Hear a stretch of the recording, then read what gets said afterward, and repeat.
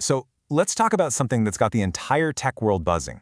We're living through this absolutely massive paradox. On one hand, you've got the AI revolution, a boom bigger than anything we've seen in decades. But on the other hand, a software stock crash so bad it's making headlines everywhere. How in the world can both of these things be happening at the exact same time? Well, let's dig in. To really get a sense of the scale here, let's just start with a number. $300 billion. That's not a typo. That is the amount of value that got wiped out from software stocks in a single day. It was a financial shockwave that, honestly, nobody saw coming with this much force. It happened so fast and hit so hard that, of course, the industry came up with a dramatic name for it, the SaaSpocalypse.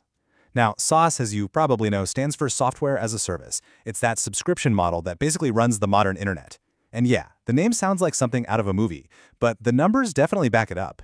So what on earth caused this financial earthquake? Well, the analysis shows it wasn't just one thing, it was two massive forces hitting the market at almost the same time. The best way to think about it is like a brutal 1-2 punch in a boxing match that just sent the whole software industry to the mat. So that first blow, that was the slow, painful jab of rising interest rates. That had been building for a while. But the knockout punch, the one that really did the damage, that was the sudden, and I mean sudden, arrival of powerful AI agents. Let's break down exactly how each of these punches landed. Okay, so first, interest rates. To really get their impact, you gotta understand something called valuation multiples. It sounds kind of technical, but the idea is simple. It's basically how much investors are willing to pay for a company's future profits. And here's the key. When interest rates go up, a dollar you're gonna make 5 years from now is worth less today. So investors just stopped paying those crazy high prices. The multiples collapsed. And that just set off a huge ripple effect. It wasn't just about shrinking valuations. Suddenly, it was more expensive for companies to borrow money. It exposed all these businesses that had these bloated, inefficient cost structures, and it totally shattered that old Silicon Valley mantra of growth at all costs. All of a sudden, being profitable mattered again, a lot.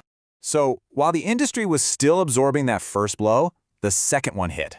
And it came in the form of this revolutionary and kind of scary idea. Vibe coding. The concept is pretty wild. You use AI agents to build software and automate entire workflows just by describing what you want. No need to write thousands of lines of code. It didn't feel like just an upgrade, it felt like a total replacement. And this is why vibe coding felt like the knockout punch. Just think about it for a second. If anyone can create software, what happens to the value of your $100 a month license? The barrier to creating a competing product basically drops to zero. And those competitive moats that huge companies spent billions building, they suddenly looked like they could be drained overnight. The fear was real. AI could just replace huge chunks of the existing software industry. Okay, so that's the doom and gloom story. A SaaS apocalypse, a perfect storm. But is it the whole picture? The analysis suggests we really need to look closer. Is this really an apocalypse, or is it just a very, very fast evolution? This is the big question on everyone's mind, right? After a shock this big, is the entire software as a service model just broken? Is it over? Well, the analysis we're looking at suggests the answer is a pretty firm no. This quote here really gets to the heart of it. The widespread panic is likely an overreaction. The death of software, as they say, has been greatly exaggerated. To understand why, we have to go back to that idea of an economic moat. It's that protective barrier that keeps competitors from storming your castle. And for the big, established software companies, these moats are a lot deeper and a lot wider than you might think. Because here's the reality. A big company can't just vibe code a replacement for its core accounting system. They need things that AI agents, at least right now, just can't provide.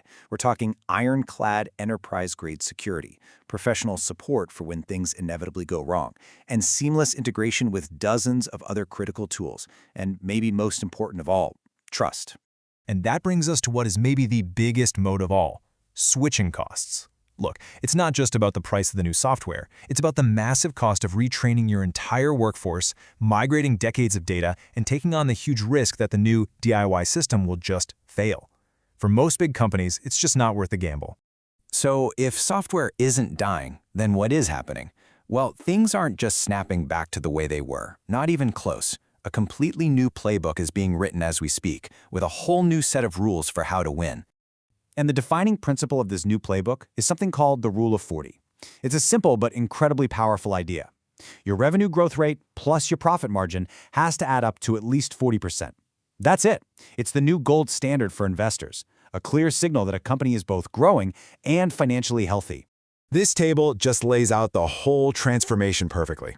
The old playbook from the zero-interest party days, that was all about growth at any cost, building these little niche monopolies and enjoying, frankly, insane valuations.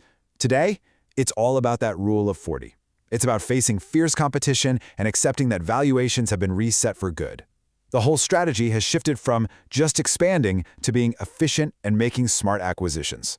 And this really shows you the key shifts happening in the market right now. Competition is way up because AI makes it cheaper to build things. That, of course, leads to pressure on prices. At the same time, you're seeing bigger companies buy up smaller ones to create these powerful platforms. That's consolidation. And investors? Oh, they are being way more selective about where they put their money. All right, so far we've mostly talked about AI as the villain in this story, right? The knockout punch. But that's only half the story. Because for the software companies that are smart enough to adapt, AI is also the single biggest opportunity they've seen in a generation. First off, it's super important to understand that not all software is in the same boat here.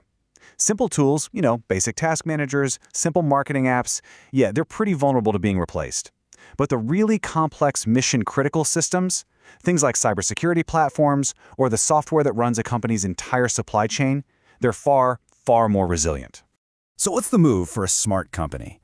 The adaptive strategy really boils down to 3 key things. First, use AI to slash your own development costs. Second, you bake AI directly into your product to make it way smarter and more valuable. And third, and this is the really exciting part, you create entirely new products to help other companies manage this new world of AI agents. It's the classic move of turning a threat into a business plan. And these silver linings are pretty significant. AI means lower costs. It leads to better, smarter products that customers love. And, this is the big one, it's going to create entirely new markets that we can't even fully imagine yet, just like every other major tech revolution that's come before. So, when you put it all together, the SaaS apocalypse isn't an extinction event. Not at all. It's a catalyst. The software industry isn't dying. It's being reborn into something faster, smarter, and way more competitive than it's ever been before. Which leads us with one final critical question. The old guard has been shaken, and the rules of the game have completely changed. The field is wide open. So in this new era of software, who's going to be the one to adapt, to innovate, and to ultimately build the future?